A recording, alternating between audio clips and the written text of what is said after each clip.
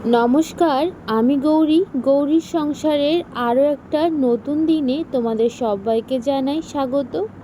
আজ তোমাদের সাথে এমন একটা ভিডিও আমি শেয়ার করতে চলেছি যেটা তোমাদের কাছে আমার চ্যানেলে একেবারে নতুন। তাহলে চলো আজ সারা দিন কি তোমাদের সাথে শেয়ার করব সেটাই জানার। তো আশা করছি তোমাদের ভিডিওটা ভালো লাগবে, তোমরা সবাই দেখবে, কেউ স্কিপ করবে না। আজ আমার ভাগনা ছেলে তার আছে পৈতে, তাই আমাদের আগে থেকেই বলা হয়েছিল একদম রাত 2টোর সময় তাদের বাড়িতে যেতে।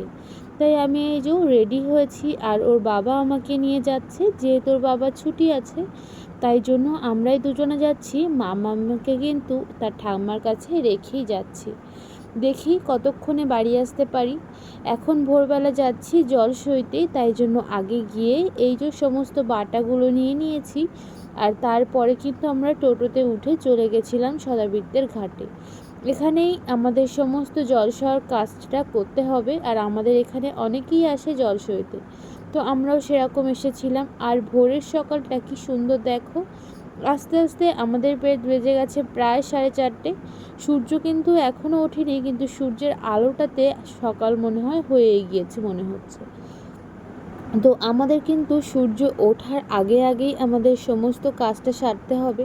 তাই এদিকে সব ওরা মিলেই কিন্তু সমস্ত কাজ গুছাচ্ছিল, যেগুলো করা লাগবে নিয়ম। আর ইনি হচ্ছেন আমার ভাগনা ছেলের মা, মানে আমার দিদি। ওনাকে যে কাজগুলো করতে হবে সেগুলো উনি করবেন, আর যেগুলো আমাদেরকে করতে হবে সেগুলো কিন্তু আমরাই করব। তোমাদেরকে আরও একটা কথা বলে রাখি, যেহেতু আমি ক্যামেরাটা করছি তাই সমস্ত রিচুয়ালস তোমাদের সঙ্গে অতটা দেখাতে পারবো না, কারণ আমাদের যেগুলো করতে হয়েছিল সেগুলো তো আর আমি ভিডিও ধরে করতে পারবো না। তাই জন্যই যেটুকু দেখাচ্ছি সেইটুকুই তোমরা কিন্তু সবাই দেখো, আর তোমাদের কে কেমন রিচুয়ালস আছে আমাকে জানিও। এটা অ্যাকচুয়ালি সমস্ত অনুষ্ঠানেই হয়, কিন্তু আমাদের আবার আছে পৈতে, তাই জন্যই কিন্তু পৈতের দিনই পুরো যেরকম সবার বিয়ে হয়, বিয়েতে যা যা হয় সমস্তটাই করতে হয়। তাই দিদি আগে থেকেই বলে রেখেছিল যে আমাকে আসতে এই দিনটাতে। যেহেতু আমি মামিমা হই তাই পৈতেতে নাকি মামিমার একটা ভীষণ বড় ভূমিকা থাকে, তাই জন্যই আমাকে আরও এই যে ছোট বাচ্চা রেখেই চলে আসতে হলো আর একটা সন্তানের জন্য। বলো তো, একটা মেয়ে থেকে একটা মা হয়ে আমি এখন কত দায়িত্ব নিতে শিখে গেছি, নিজে নিজে মনে করেও যেন এখন কেমন একটা মনে হচ্ছে। তো তারপরে এই যে দিদি সমস্ত যে রিচুয়ালসগুলো আছে সেগুলো এক এক করে মিটাচ্ছিল। আর তারপরে কিন্তু আমাদের পালা, মানে আরও যে 5জন গেছিলাম তারা সবাই টুকি করে সবার কাজ সেরে নিয়েছিল। যেগুলো ঠাকুরকে বরণ করা, গঙ্গাকে নিমন্ত্রণ করা, সে তো দিদিই করেছিল, আর আমরা কিন্তু সবাই বরণই করেছিলাম। তো সেগুলো তোমাদেরকে দেখাতে পাচ্ছি না, কারণ একটাই হচ্ছে, আমি তখন ভিডিও ক্যামেরা করতেই পাচ্ছিলাম না, কারণ সবাই মিলে একসাথেই বরণ করতে হচ্ছিল তাই। তো আশা করছি তোমাদের আজকের ভিডিওটা ভীষণ ভালো লাগবে, আর তোমরা ভিডিওটা ফুল দেখবে। আর তোমাদের কাদের রিচুয়ালস কী আছে সেটাও জানাবে, বা কাদের এই পৈতে বিষয়টা আছে সেটাও জানিও। আমরা যেহেতু ব্রাহ্মণদের ঘরে অ্যাকচুয়ালি পৈতে হয়, তো জানি না আর কারোর ঘরে পৈতে হয় কি না। তো আমাদের কিন্তু সবার এরকম ছোট ছেলেদের বা ছেলেদেরই পৈতে তো দেওয়া হয়, তো পৈতে দেওয়া হয়, আর আমরা এটা দেখেও আসছি। তো আমার ভাইয়ের বেলা যেগুলো হয়েছিল এখানে আবার সেইগুলো নিয়মগুলো আছে কি না সেটাই তোমাদের সাথে শেয়ার করব।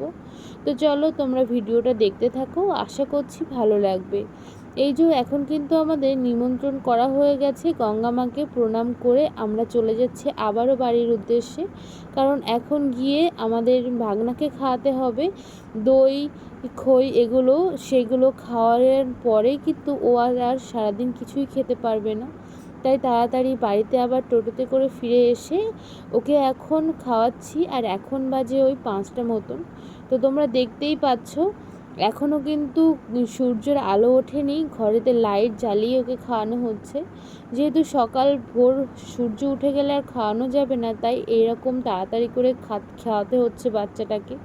আর তোমরা তো জানোই যে এর কী স্বাদ, সে যাদের বিয়ে হয়েছে তারাই জানে যে এটা ভোরবেলায় খালি পেটে খালি মুখে খেতে কেমন লাগে। তো ও তো খেতেই পাচ্ছিল না, তা ওকে সবাই একটু জোর জবরদস্তি করেই খাওয়ানো হচ্ছিল। যেহেতু অনেকটাই ছোট বাচ্চা, ও অনেকটা সময় সহ্য করতে পারবে না, তো তাই ওকে একটু বেশি করে খাওয়ানোর চেষ্টা করা হচ্ছিল, কিন্তু ও তো মুখে নিয়েই বসেছিল। ওর বয়স এখন সবে 12, ও অনেকটাই ছোট। তাই জন্য ওর মা, আমি সবাই বলছিলাম যে একটু বেশি করে খেয়ে নাও বাবা, তাহলে অনেকক্ষণ থাকতে পারবে, যেহেতু তোমাকে আর সারাদিনে কেউ কিচ্ছুটি খেতে দেবে না যতক্ষণ অবধি কাজ না শেষ হবে। এই যে এখন সবাই একে একে ওকে একটু করে দই চিড়ে আর খই ভালো করে মিশিয়ে দেওয়া হয়েছিল, সেটাই খাইয়ে দিচ্ছে আর সবাই সবার মতন করে আশীর্বাদ করছে। তো চলো, আমাদের তো ওর দই খই খাওয়ানো শেষও হয়ে গেছিলো, আর তারপরে কিন্তু ওর বাবা আমাকে নিতে চলে গেছিলো, তাই আমি তাড়াতাড়ি বাড়িতেও এসেছিলাম, কারণ আমার ততক্ষণে দাঁত যন্ত্রণা শুরু হয়ে গেছে। এই যে আমার ডক্টর আমাকে অনেক ওষুধ দিয়েছে, তো আমার না এখন তো সকালটাই শুরু হচ্ছে ওষুধ দিয়ে, জানি না এই ওষুধটা আমাকে কতদিন খেতে হবে। তবু ডক্টর বলেছে অ্যাপ্রক্স ওই 3-4 দিন খেলে আশা করছে যে আগের থেকে অনেকটা ভালো হবে, তারপরে আবার ডক্টরকে দেখাবো। তো এই যে আবার খাওয়ার আগের ওষুধটা আমি খেলাম, তারপরে কিন্তু আবারও কিছুক্ষণ পরে আমাকে ওষুধটা খেতে হয়েছিল, কারণ আমি আর খেতেই পাচ্ছিলাম না, এতটা দাঁত যন্ত্রণা করছিল। আর এইদিকে দেখো তোমাদের মাম কি করছে, তার খাবার তো তার মুখেই রোচে না, কিন্তু বাবার খাবারটা সে বেশ আনন্দ করেই খাচ্ছে, আর বারবার বাবাকে ডেকে ডেকে বলছে আমাকে দাও আমাকে দাও, এটাইও বলতে চাইছিল। কেন জানি না, বাচ্চারা তাদের নিজেদের খাবার খেতেই চায় না। ওকেও কিন্তু আজকে আমি সকালে ডালিয়াই দিয়েছিলাম, কিন্তু সেটাও খায়নি। ওর বাবা যেটা খাচ্ছে সেটাই বেশ আনন্দ করেই খাচ্ছে, কিন্তু এটা কিন্তু অনেকটা ঝালও ছিল। তো তারপরে আমি চলে গেছিলাম একটু জুতোর দোকানে। আমার হঠাৎই জুতোটা ছিঁড়ে গেছিলো, তাই খুব দরকারি আজকে আমাকে যেতে হলো, নয় অন্য একটা দিন যেতাম, যেহেতু আজ অনেক তাড়া, তাই জন্য তাড়াতাড়ি একটা জুতো পছন্দ করে নিয়েও চলে এসেছিলাম। এই যে এখন বাজে 12টার মতন, আমরা সবাই রেডি হয়ে গেছি। আমি, মা আর মেয়ে, আর সঙ্গে যাব আমার হাজব্যান্ড।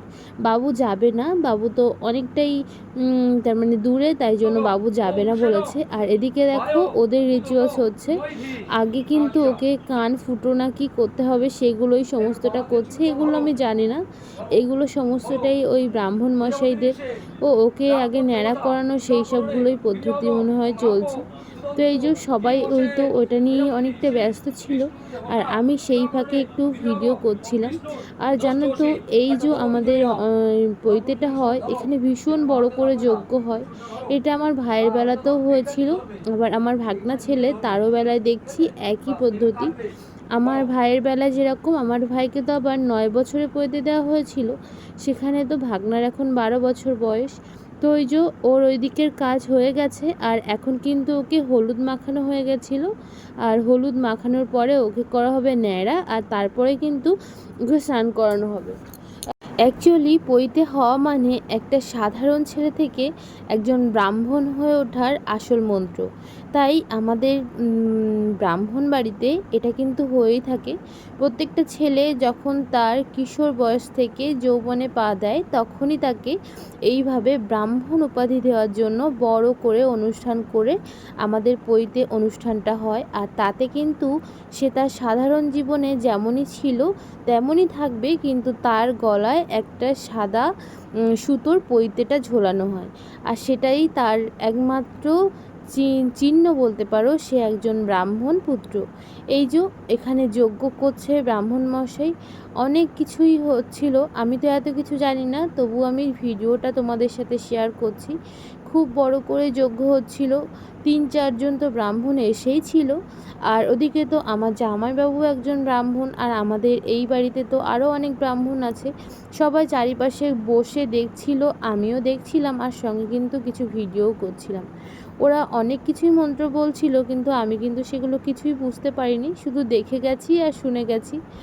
আর তারপরেই না অনেক বেলা হয়ে গেছিলো, আর এখন বাজে ওই 2টোর মতন, ওদের পুজো এখনও শেষ হয়নি, তাই ওদের খাওয়াতে আজকে খাইয়েছিল ওই যে কচুরি, আর সঙ্গে কিছু তরকারি, মটর ডালের তরকারি আর একটা পনিরের তরকারি। আমি আজকে ভাত খাইনি, যেহেতু আমি ওই যে বললাম পৈতে বাড়িতে মামিমার অনেক কাজ আছে, তাই আজ আমাকে না খেয়ে থাকার কথা ছিল, কিন্তু যেহেতু আমার বাচ্চা আছে সঙ্গে, তাই সবাই বলল যে না, না খেয়ে থাকতে হবে না, তুমি ভাতটা না খেয়ে অন্য সমস্তটাই খেতে পারো। যেহেতু সমস্তটা নিরামিষ করা হয়েছিল, তাই জন্য আমি একটু খেয়েও নিয়েছিলাম। আর এদিকে আমি চলে এসেছি। আর মামিমার কাজ বলতে ওরা যেটা বোঝাচ্ছিল সেটা হচ্ছে মামিমাকে ওকে ধরে গুছিয়ে রাখতে হবে, ওকে যেভাবেই হোক তার মানে কোথাও ছাড়া যাবে না সেটাই। তাই আমি ওকে ধরেই রেখেছিলাম। আর যেহেতু আমিষ খেলে আমি ওকে রাখতে পারবো না ধরে, তাই জন্যই খাইনি। আর তারপরে না অনেকটা কাজ মানে পুজো পার্বণ এগিয়ে গেছিলো, আর আমাদের হোমও অনেকটা শেষ হয়ে গেছিলো, আর এখন চলছিল ভিক্ষা দেওয়ার পালা। তাই আমিও না বাড়ি থেকে সমস্তটা কিছু ভিক্ষা নিয়ে চলে এসেছিলাম ওকে, যেগুলো দেবো। তো ওই যে ওর ভিক্ষাটা সবাই দিচ্ছিল আর আমিও দিচ্ছি, ওই যে দেখতেই পাচ্ছ আমি ভিক্ষাটা দিয়ে দিলাম। তারপরে ওর মামা ওকে নিয়ে ঘরে রেখে আসবে। ও কিন্তু আজ থেকে 3 দিন সূর্যের মুখ দেখবে না এবং অন্য কারোরই মুখ দেখবে না, যতক্ষণ না অবধি ও আবারও স্নান করে রাজবেশ পরে বাড়ি আসবে, ততক্ষণ ও সূর্যের মুখ সঙ্গে কারোর মুখই দেখবে না। আরও একটা জিনিস আছে, যেটা হচ্ছে ও কিন্তু খাওয়ার সময় আর 1 বছর কথা বলতে পারবে না, বা যতদিন ওর কথা বলা কেউ না ভাঙাবে ততদিন। তো এই যে এখন কিন্তু ওর কাজ হয়ে গেছে, ওকে এখন রেস্টে রাখা হচ্ছে, আর এরপরে ও কিছু খেতে পারবে। তো চলো ও রেস্ট নিক। আর তোমরা আমার ভিডিওটা কেমন লাগলো সেটা জানিও, আর তোমাদের এরকম ভিডিও আগে কোথাও দেখেছো কি না সেটাও জানিও। আর এই রিচুয়ালসগুলো তোমাদের কাদের কাদের বাড়িতে হয়েছে, বা কারা এরকমের সঙ্গে এরকম রিচুয়ালের সঙ্গে জড়িয়েছো সেটাও আমাকে জানিও। আর এদিকে তো মা এক দুর্ঘটনা ঘটিয়ে ফেলেছে। বাড়ি আসার সময়ই এই দুর্ঘটনা, পা কেটে ওখান থেকে রক্ত বেরোচ্ছিল, আর এমনই কেটেছে রক্ত তো বন্ধই হচ্ছিল না। তাই আমি প্রথমে ব্যান্ডেজ করাতে সেটাও খুলে গিয়ে রক্ত পড়ছিল, তারপরে ব্যান্ডেজ দিয়ে কোনো রকমে বাড়ি পর্যন্ত এনেছিলাম। আর তারপরে একটু রক্তটা বন্ধ হওয়াতে আমি বরকে বললাম যে তুমি একটুখানি একটা ইঞ্জেকশন এনে দাও টিটেনাস। তো আমি ওটাই মাকে দিয়ে দেবো, যেহেতু লোহাতে কেটেছে তাই ওটা ইনফেকশন হয়ে যেতে পারে। তাই বরমশাই আগে গিয়ে একটা বাজার থেকে একটা টিটেনাস আর সঙ্গে একটা ইঞ্জেকশন এনেছিল, তো সেটাই আমি এখন দিয়ে দেবো মাকে। আর এদিকে মামা মা তার বাবা তো কান্নাকাটি শুরু করে দিয়েছে, আর সে তো শুধু একদম আমার সামনে গিয়েই দাঁড়িয়ে রয়েছে যাতে আমি না দেখতে পাই। তো আমি ওই যে বলাতে সরে গেল। আমাদের বাড়িতে না কেউই এইগুলোতে খুবই ভয় পায়, মানে কেউই পারে না, আর সবাই মনে করে এগুলো ভীষণ কঠিন। হ্যাঁ, যারা জানে না তাদের কাছে সত্যিই ভীষণ কঠিন, কিন্তু যারা এগুলো প্র্যাকটিস করেছে, যারা এগুলো ট্রেনিং নিয়েছে, তারা কিন্তু সবাই জানে এগুলো অতটাও কঠিন নয় বা অতটাও ব্যথার নয়। তো মা তো ভয়তে একদম ছিটকে যাচ্ছিলো, তো আমি সাহস দিয়ে দিয়ে টিটেনাসটা দিয়েও দিলাম। কারণটা কি জানো তো, আমাদের বাড়িতে কোনো কিছু কাটাকুটি হলে, বিশেষ করে কেটে গেলে বা ফোড়া হলে, সেটা আমাকেই এখন দেখতে হয়। আর আমার বাড়ির তো সবাই জানে আমি একজন সিস্টার ছিলাম। বিয়ের আগে থেকেই আমি এই জবটাই করতাম, বিয়ের পরেও করেছি, শুধু মাম্মাম হয়ে যাওয়ার পর থেকে আর আমার এই জবটা করা হয়নি। আবার আশা করছি কোনো একটা সময় করতে পারবো, মাম্মাম বড় হয়ে গেলে। আমাদের বাড়িতে যে কজন মেম্বার সবাই কিন্তু আমার সামনেই আছে, দেখছে আমি কি করছি না করছি। আর মা কিন্তু এদিকে দেখো ইঞ্জেকশন দেওয়ার আগেই ওরে মা বাবা এগুলোই করছিল। তো চলো, আজ তো তোমাদের সাথে আমি সারা দিনটা কাটালাম, দেখালাম কি করলাম কি করছি। তো আজ তোমাদের ভিডিওটা কেমন লেগেছে জানিও। আর যদি তোমাদের ভিডিওটা ভালো লাগে তাহলে লাইক কমেন্ট করে আমার বন্ধু হয়ে পাশে থেকো। আশা করছি তোমাদের ভিডিওটা অনেক ভালো লাগবে আর তোমাদের অনেক উপকার হবে। কতটা উপকার হবে জানি না, আশা করছি অনেকটা ভালো লাগবে। তাহলে চলো, আজ ভিডিওটা এই পর্যন্তই। দেখা হচ্ছে অন্য আরও একটা ভিডিওতে। ততক্ষণ পর্যন্ত তোমরা সবাই অনেক ভালো থাকো আর সুস্থ থাকো, নিজেদের খেয়ালও রেখো। আবার দেখা হবে অন্য একটা ভিডিওতে। তো আজ টাটা, অন্য আরেকটা ভিডিওর জন্য অপেক্ষা থেকো আর আমার চ্যানেলটিকে চোখ রেখো। আর যদি ভিডিওটি ভালো লাগে তাহলে অবশ্যই করে চ্যানেলটিকে সাবস্ক্রাইব করে বন্ধু হয়ে যেও। থ্যাংক ইউ ফুল ভিডিও দেখার জন্য।